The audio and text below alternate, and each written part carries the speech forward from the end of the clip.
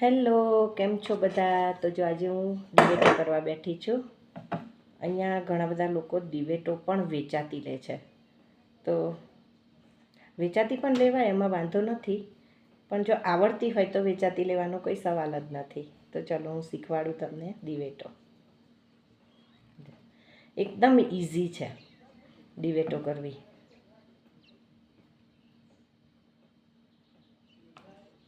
જો સરસ મજાની દિવેટ થઈ ગઈ છે તૈયાર આપણી. જો એવી રીતના તમે આડી ઊભી બધી દિવેટો કરી શકો છો.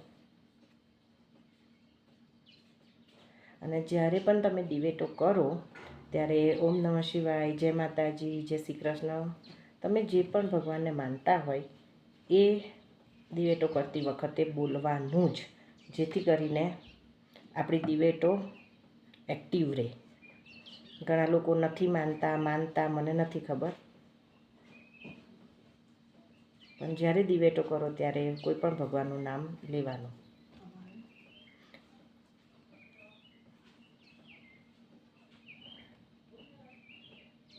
જુઓ સરસ બેઠી દિવેટો થઈ જાય છે તૈયાર. જુઓ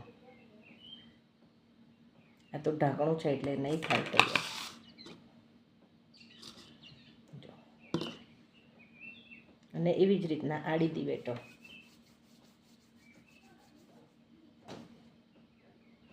થઈ ગઈ છે તૈયાર.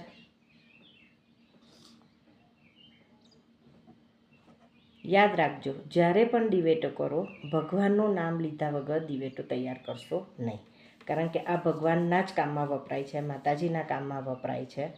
તો એ બળી જવાની છે, એમ આપણે ગુજરાતી ભાષામાં કહીએ તો એ પોતાને નષ્ટ કરી દેશે આપણી એક વિશ માટે, કે જ્યારે આપણે દીવો કરીએ તો કેટલું બધું વસ્તુ આપણે ભગવાન પાસે માગતા હોઈએ, આમ કરી દેજો ને પેલું કરી દેજો ને, અને આપણે તો એને સળગાવીને માગીએ છીએ.